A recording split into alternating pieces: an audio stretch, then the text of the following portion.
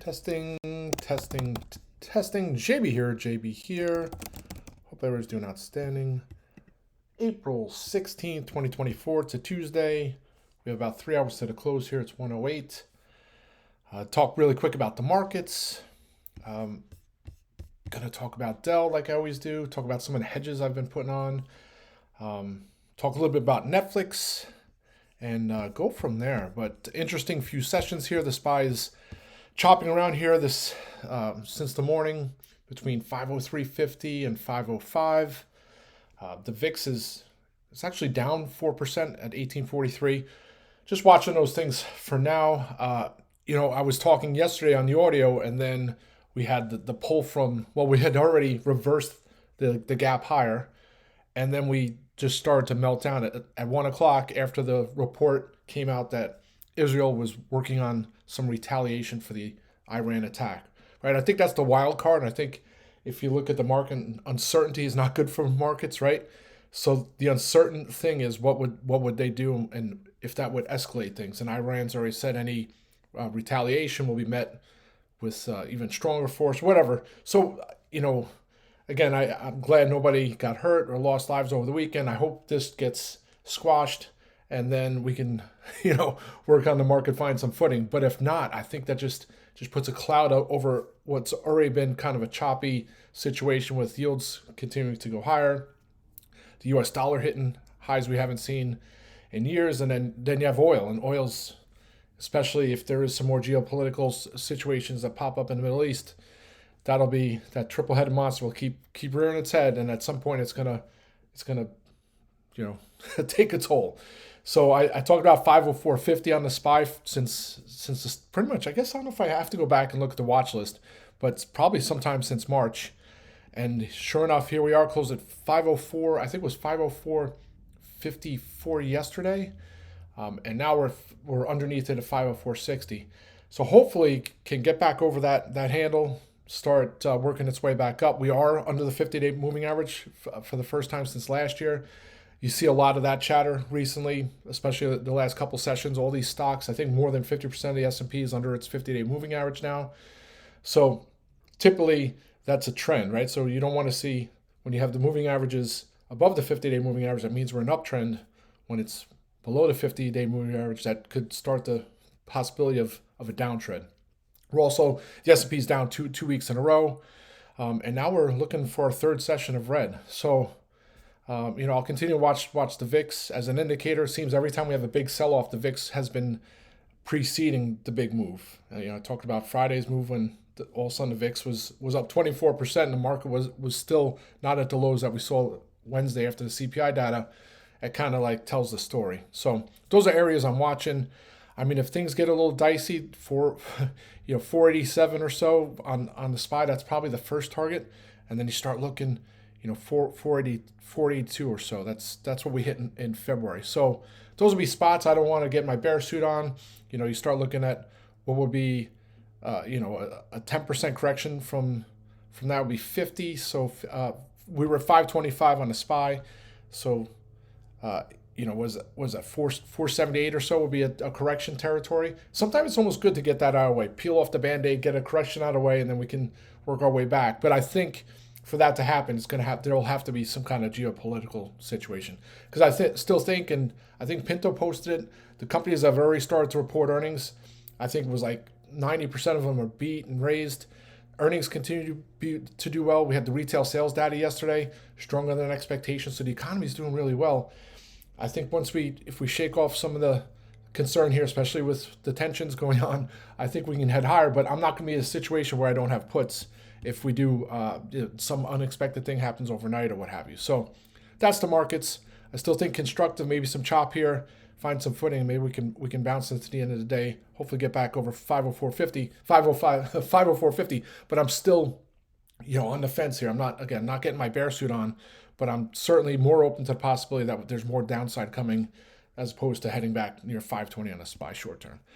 So that's the markets. Take a look at DELL, and it was holding its uptrend until the pull on yesterday afternoon. That was 522 and change. I think I'm not 522, 122.49 or so, and then it reversed that. Closed. It still closed green, but it was by like a tenth of a percent. Still love this name. Unfortunately, it's not cooperating the last week or two. But at some point, and you saw what happened at the start of April. I think it ran up 18% in 3 sessions. It's going to do it again. If the market finds some footing, I think it's going to happen relatively quickly. So I'll continue to look for DELL for some opportunities. I'm just going to hold what I have for now until the dust settles. If the market does find footing, maybe I'll start looking for June strikes or some calls to encompass earnings. But for now, I'll just hold what I have. So now I'll talk about the put hedges. So when you're trading options, when the market goes the other way, the premiums erode very quickly on the call side. So when I have positions like DELL or some other later dated strikes that are in made calls, I'd rather look for hedge positions to offset losses as opposed to closing out the calls and missing out on bounces, things like that. So that's kind of the thought process behind continuing to look for opportunities to hedge myself. I ended those CrowdStrike puts yesterday, which encompass next week.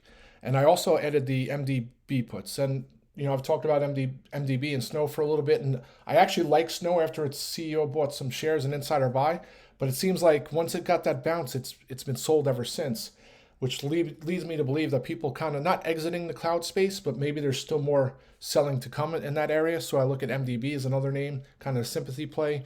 If market gets a little dicey, I think this will overshoot to the downside. I've had it the last couple of weeks for once it broke to 339 or so area. I thought 320 or so comes into play.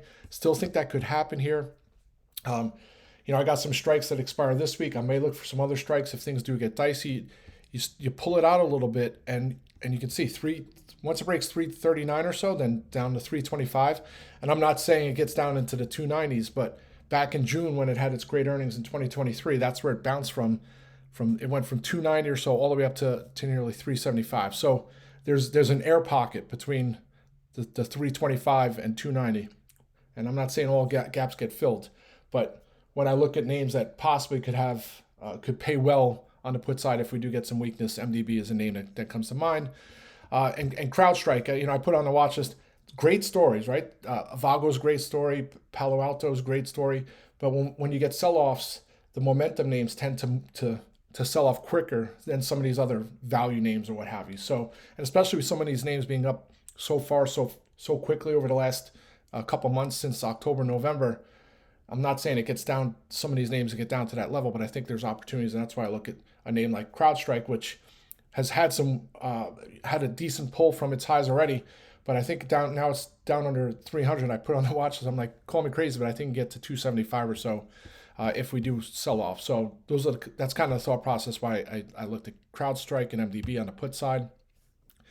And then you flip it around and you look on the call side, and I got those CAVA group calls last week. Of course, the stock was knocking on the door, breaking into the mid to high 67 handle.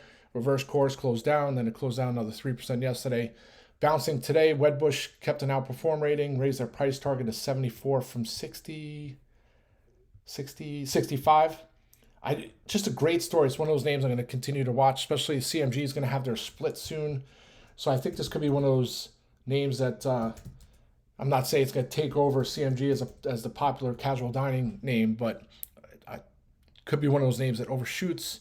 I talked about already 59% year-over-year growth last year. I don't know if they're going to replicate that or come anywhere near close to that. They're not opening as many locations, but I think there's a great opportunity. It trades into the 70s in short term, unless the market doesn't cooperate. So still like CAVA for upside. I'm not going to add anything yet. I got some later strikes, have plenty of time. Even if those erode, I'll probably just look for further out strikes or lower strikes. Typically, I don't look to average down. CLTD, SE, rallying today. JP Morgan came out with comments this morning saying, I guess, TikTok in Indonesia is able to get a bigger take on revenues. I don't know exactly how that shakes out to SE, but I guess that's going to allow SE to raise prices for them, on their platform. I don't know, but the stock is soaring up over 7%. It's the only catalyst I could see. And then, now you start looking after those comments coming out this morning. It wasn't even really doing much in the pre-market. Then it takes off, and then now people are citing the JPM comments. So I guess that's it. Still have the 60 strikes, the freebies. They came back to life for a little bit. Let's see what they are now because I haven't looked in the last 20 minutes or so. Yeah, now they're still red, but already right on freebies. I'm not sure if we're going to add anything just yet. The Asia areas has been tough. I mean, Pinto posted a chart of Alibaba. I mean, in the 60s, right?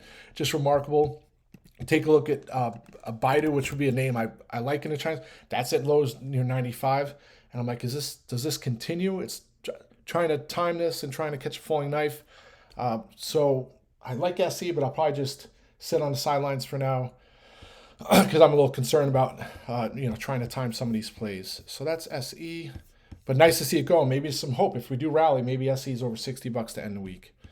Netflix. I talked about Netflix yesterday, and this morning I had it on the watch list as a possible spec lotto play for their earnings after the close Thursday.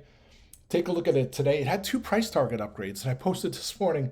It's mind-boggling to me that you have a binary event in two days. So the company is going to report their first quarter earnings, which is 3 months of data that you don't have. Yet these analysts are going to come out 2 days before earnings and raise their price targets without having that data. I'm not saying Netflix doesn't deserve to have price target raises or what have you, but why would you do it 2 days before earnings? Why not just wait 2 more days until you update your price target? And yesterday, Deutsche Bank adjusted their price target. So it just makes me bang my head on the wall.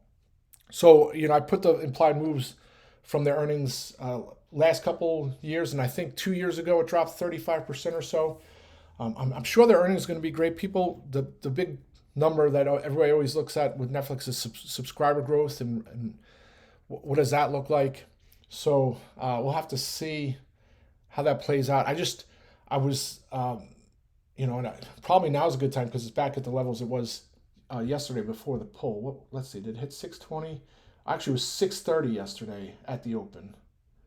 And then it was 620, at 940, it was 628. So it's not nearly at its levels from yesterday just yet, but considering they report earnings on Thursday, it might be a nice premium build into earnings and allow the possibility to add puts and then to close some or all before the report. It's just you look at the put side, and I was looking at the 500s yesterday. They're 67 by 69 again, down 26%. The 500s look interesting on a risk-reward basis. The 495s, not that be playing Netflix for a crash or a pull, but if we do have market weakness tomorrow, and even Thursday, it won't take much for it to if it drops back another 2 or 3%, those calls will be a double, and then you have the option. Pun intended, to close some to cover costs and ride free, or just take the profits right into the sunset and then maybe trade it post earnings. So that's what I'll be looking on Netflix. Other names reporting: Intuitive Surgical take a look at this red candle yesterday on Intuitive Surgical. I don't even know if I'm gonna be able to pull the chart in, but broke under its 50-day moving average on volume, and then a little bounce here today. So I wanted to play it on the Johnson & Johnson and Shockwave news. That didn't pan out. I thought it was going to trade up into the 400s. And then this week, it's, started off the week in a little rough fashion. But not sure I'm going to trade that one, but definitely a name I'll be watching post-earnings. Yeah, and then lastly, Fed Chair Powell's talking to the governor of the Canadian Central Bank at they're gonna have a fireside chat. I don't know if they're gonna say anything that's gonna be market moving. I think they're gonna talk more about the Canadian economy. Who knows? But always something to be aware of if you see the markets move and then you see, it's Powell's comments. Could be that there. Let's see this other. It's funny. Wall Street veteran warns why they expect 0 rate cuts in 2024. Okay. I think Elon Musk posted, or maybe had on a reply today. It was like 10 years ago today that Jim Chanos, whatever, came out with his. He's on CNBC. It wasn't the first time touting his short thesis on Tesla. And it's like 10 different things, and it's like crazy. And of course, Tesla's up 10, 20-fold since he came out with the short thesis. But they paint the picture, a narrative. And I'm not saying it always is wrong or right, but he says, I've been doing shorts zillions of years, and I've seen this and that, and he brings up his experience and he uses big words and talks about all these other things. But then it doesn't materialize, right? And a lot of the bear case too is Elon Musk is crazy. He's whatever. Just funny that sometimes you got to take things with a grain of salt. And then today, and it's someone else I follow on Twitter. I don't know if he's from the Los Angeles Times, but he's a big Elon Musk skeptic, and I guess he's post bearish articles on Tesla and things like that. But it's like they have their goggles on, they're biased against Elon Musk, and everything they do or say revolves around either bashing him or what have you. So he posts an article about some employee who's been fired, let go from Tesla, and I guess she became a whistleblower and they filed a settlement. But like the third piece in that article, the third sentence is that she has cancer. God, horrible. Cancer's horrible. I don't wish it on anybody, like family, but it's like that kind of like skews your emotions for the article. Now you have sympathy for the lady, you know? So, and there's two sides to every story, and corporations do bad things all the time, hide stuff. Supposedly she was going to bring it. She was trying to bring up concerns around safety on the Model 3 or whatever. But anyway, at the end of the day, it's like sometimes you have to be skeptical about everything you read because there's two sides to every story. And, you know, some of these stocks and stuff, you know, and I talked about Intuitive Surgical before. Herb Greenberg used to be the biggest bear on Intuitive Surgical, and this is thousands of % ago. And then he's on Twitter now, and he has a new site, a new thing he's creating, exposing companies. And he exposed Intuitive Surgical, and you know the company is one of the most fundamentally sound monster medtech companies on the planet. So anyway, rants for other days. Hopefully the market finds some footing, we can bounce. But again, I guess my sentiment right now is cautiously optimistic. But if we do, start to break support, I'll probably scale into more puts and then salvage what I have on the call side and then revisit on a bounce, maybe down at 478, 480 on the SPY. But hopefully that doesn't happen. Let's have a great day, folks. Thanks for listening. Rock and roll.